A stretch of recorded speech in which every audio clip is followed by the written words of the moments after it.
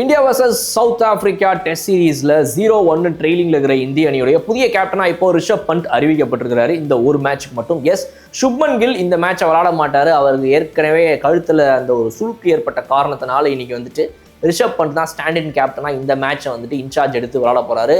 இது டெஸ்ட் கேப்டன்சியை பொறுத்தவரை ரிஷப் பண்ட்டுக்கு டெபியூ அப்படின்றது முக்கியமான விஷயம். Boys and girls and my dear buddies, hi from Bala. Rishabh Pant தன்னுடைய ஓடிஐ டெபியூவை வந்துட்டு முதல் முறையாக இங்கே தான் பண்ணாராம், இதே கவுஹாத்தியில். இன்னைக்கு அவருடைய டெஸ்ட்டில் கேப்டன்சி டெபியூவையும் இதே இடத்துல நான் பண்ண வேண்டியதுக்கான ஒரு வாய்ப்பு கிடைக்குது.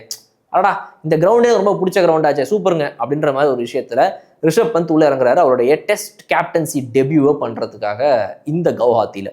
அப்போ கவுஹாத்தி அப்படின்றதுல என்ன மாதிரி சேலஞ்சஸ்லாம் ரிஷப் பந்துக்கு இருக்குதுங்கிறது மிக முக்கியமான ஒரு கேள்வி. ஒரு புது டெபியூ கேப்டன் பண்ணக்கூடிய ஒரு இடத்துல இவருக்கு டெஸ்ட் கேப்டன்சியில் ஒரு மிகப்பெரிய எக்ஸ்பீரியன்ஸ் கிடையாதுன்றது ஒன்று. இந்த மாதிரி ஒரு ஹை ப்ரெஷர், அதாவது 0-1 ட்ரெயிலிங்கில் இருக்கும்போது இந்த மாதிரி ஒரு சுச்சுவேஷனில் இவர் எப்படி கடத்தி கொண்டு போய் இந்த டீமை வந்து வெற்றி பாதையில் நிறுத்த போறாருன்றது ஒரு மிக முக்கியமான கேள்வி. அது எல்லாத்தையும் தாண்டி இந்தியாவுடைய கரண்ட் ஃபார்ம் எப்படி இருக்குதுங்கிறது மிக முக்கியம். இது மூணுத்துக்கும் மேலே தான் லாஸ்ட்டாக ஐசிங் அந்த கேக் மாதிரி மேலே வந்து நிற்கிறது என்ன அப்படின்னா, இந்த பிச்சு எப்படி இருக்க போதுன்னே தெரியலையா. என்ன சொல்கிறாங்கன்னா, இது வந்து ஒரு கன்ஃபியூசிங்காக ஆகுது. இப்போ வரைக்கும் இந்த பிச்சு இப்படி தான் இருக்கும்னு சொல்லவே முடியாது அப்படின்ற மாதிரி சொல்லப்படுது. இன்னொரு பக்கம் இது ஒரு ரெட் சாயில் பிச் அப்படின்றது எல்லாருக்கும் தெரிய வந்த செய்தியாக இருந்தாலுமே கூட கவுஹாத்தியை பொறுத்த வரைக்கும் பேஸ் அண்ட் பவுன்ஸ் முதல் நாள் நல்லாவே இருக்கலாம், பட் இந்த ரன்ஸ் ஃப்ளோ கண்டிப்பாக இருந்து தான் தீரும். அதில் வந்து எந்த ஒரு மாற்று கருத்தும் இல்லைன்னு சொல்கிறாங்க. இன்னொன்று, கடைசியாக டே 3க்கு அப்புறமா வந்து ஸ்பின்னுக்கான அசிஸ்ட் கிடைக்கலாம் அப்படின்ற மாதிரி சொல்லப்படுது. அப்போ இதுக்கேற்ற மாதிரி என்னென்ன பேலன்ஸ் இருக்க போகிறாங்க நம்ம ஸ்குவாடில், எக்ஸ்ட்ரா பேட்டரை ஒழுங்காக விளையாட போகிறாங்களா, இல்லை மீண்டும் வந்து வாஷிங்டன் சுந்தரையே வந்து ஆல்ரவுண்டராக நம்ம விளையாட வைக்க போகிறாங்களா, இந்த கேள்விகள்லாம் தொடர்ந்து வந்துட்டே இருக்குது. அதை பற்றி நம்ம தனியாக பேசுவோம். பட் அதை தாண்டி ரிஷப் பந்துக்கு ஒரு கேப்டனாக இருக்கக்கூடிய சவால்கள் மிக முக்கியமானது என்னன்னா, நம்ம ஏற்கனவே சொன்ன மாதிரி என்ன பிக்சர் விளையாட போகிறோம், இது எப்படி பிஹேவ் பண்ண போகுது, இந்த இடத்துல நம்ம ஃபாஸ்ட் பாலர்ஸ் யூஸ் பண்ண போகிறோமா, ஸ்பின்னர்ஸ் யூஸ் பண்ண போகிறோமா, என்ன பண்ண போகிறோம், இந்த எல்லாத்துக்கும் நடுவில் 0-1 ட்ரெயிலிங்கில் இவர் எப்படி இதை கொண்டு வந்து வின்னிங் ட்ராக்ல நிறுத்த போகிறார் இந்தியான்றது ஒரு மிகப்பெரிய சவால். அதுவும் ஒரு ஸ்டாண்டின் கேப்டனுக்கு. மேபி நமக்கு ஹோம் கண்டிஷன்ஸ் அந்த அட்வான்டேஜ் அதெல்லாம் இருக்கலாம், பட் அதை தாண்டி இந்த டீம் இப்போ விளையாடிட்டு இருக்கிற பர்ஃபார்மன்ஸ், ரீசெண்டாக இந்த பிளேயர்ஸோடைய ஃபார்ம் இருக்கிற நிலைமை, இதெல்லாம் வச்சு பார்க்கும்போது கண்டிப்பாக அது ஒரு மிகப்பெரிய சவாலாக அவருக்கு இருக்க போகுது. சுப்மன் கில்லை பொறுத்த வரைக்கும் அவருடைய இன்ஜுரியிலேருந்து அவர் விரைவில் ரிகவர் செய்யப்படுவார் அப்படின்னு சொல்லி எதிர்பார்க்கப்படுது. பட் அவர் ரிகவர் ஆகிற வரைக்கும் இப்போதுக்கு எந்த ஒரு மேட்சஸும் விளையாட வேணாம்னு சொல்லி அவருக்கு ரெஸ்ட் கொடுக்கப்பட்டதாக தான் தகவல்கள் வந்திருக்குது.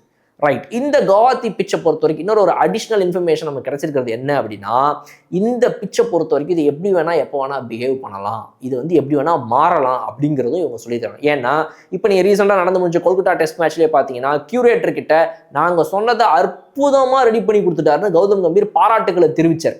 வெரி குட்டுங்க, this is the pitch we actually wanted to play அப்படின்னாரு.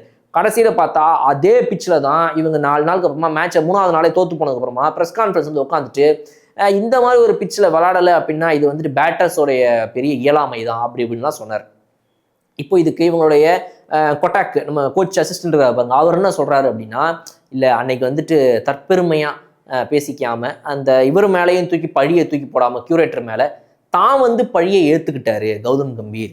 அவருடைய பெரிய மனசு அன்னைக்கு கியூரேட்டர் மேலே எல்லாரும் திரும்பிடுவாங்களேன்றதுக்காக கொல்கத்தா டெஸ்ட் முடிச்சதுக்கப்புறமா இல்லை இது நான் சொன்ன பிச்சு தான், நான் சொல்லி ரெடி பண்ணது இப்படி தான் இருந்துச்சு, பேட்டர்ஸ் ஒழுங்காக விளாடலன்னு சொல்லிட்டு இவர் பேட்டர்ஸ் மேலே இது சொல்லி கோச்சாக நான் கேட்ட பிச்சு தான் இங்கே வந்திருக்குதுன்னு இவர் ஒரு கோச்சாக அந்த ரெஸ்பான்சிபிலிட்டி எடுத்துக்கிட்டாரு. இல்லைனா எல்லாரும் கியூரேட்டர் பக்கம் திரும்பிடுவாங்களே, பிச் கியூரேட்டர் சொன்ன வேலையை ஒழுங்காக பார்க்கலையேன்னு சொல்லி அவர் பக்கம் திரும்பிடக்கூடாதுன்ற நல்ல எண்ணத்தினால கௌதம் கம்பீர் இப்படி பண்ணாருன்னு சொல்லி இப்போ அசிஸ்டன்ட் கோச் வந்து கோச்சுக்காக வந்து ஒரு 4 வார்த்தை எக்ஸ்ட்ராவாக 2 பிட்டை போட்டு போகிறார். இதில் எது உண்மை என்ன நடந்துச்சுங்கிறது நமக்கு தெரியாது. பட் ஆனால் வரக்கூடிய இந்த சேலஞ்சஸை நம்முடைய இந்தியன் டீம் எப்படி சமாளிக்க போகுது, நம்ம ஸ்பின்னரை கொண்டு வந்தால் அவங்க ஸ்பின்னரை கொண்டு வராங்க, நம்ம ஃபாஸ்ட் போலர்ஸை கொண்டு வந்தால் அவங்க அதிவேக ஃபாஸ்ட் போலர்ஸை உள்ளே கொண்டு வராங்க, நம்ம வந்து நல்ல பேட்டர்ஸை கொண்டு வந்தால் அவனுங்க வந்து உங்கள் பிச்சில் நாங்கள் உங்களோட நல்லா பேட்டிங் பண்ணி காட்டுறோம்னு சொல்லி ஸ்பின்னை இன்னும் சூப்பராகவே ஆடி காட்டுறாங்க. ஸோ எல்லா வகையிலையுமே இந்த சீரீஸோட ஸ்டார்டிங்கில் ஃபர்ஸ்ட் மேட்சோடைய ஆரம்பத்தில் நம்ம சொன்ன அந்த ஒரு வீடியோவில் நம்ம ரொம்ப தெளிவாக சொன்னது தான், அதாவது சவுத் ஆப்பிரிக்கா சாதாரண டீம் கிடையாது, அதுவும் இன்னொரு ஒரு ஸ்பின்னரை உள்ள இறக்கணானுங்க அப்படின்னா இன்னும் ஒர்ஸ்டான ஒரு அடியை நம்ம வாங்குறதுக்கு வாய்ப்புகள் இருக்குது. ஏன்னா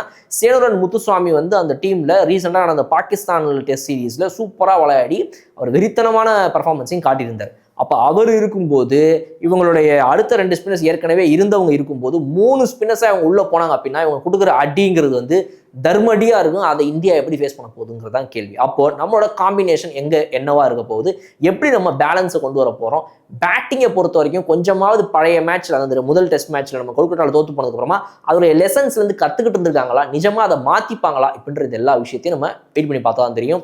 இந்த ஃபர்ஸ்ட் டெஸ்ட் மேட்சை பொறுத்த வரைக்கும் பிளேயிங்ல வந்து ஆரம்பிச்சு எல்லாமே எப்படி இருக்க போகுது, இந்தியாவுக்கு வெற்றி பெறுவதற்கான வாய்ப்புகள் இருக்குது, நீங்க நினைக்கிறீங்களா? உங்களுடைய கருத்துக்களை கமெண்ட் செக்ஷன் சொல்லுங்க. இன்னும் சூப்பரான வீடியோலாம் உங்களுக்கு பார்க்குறேன். அது வரை விடைபெறுது உங்கள் பாய்.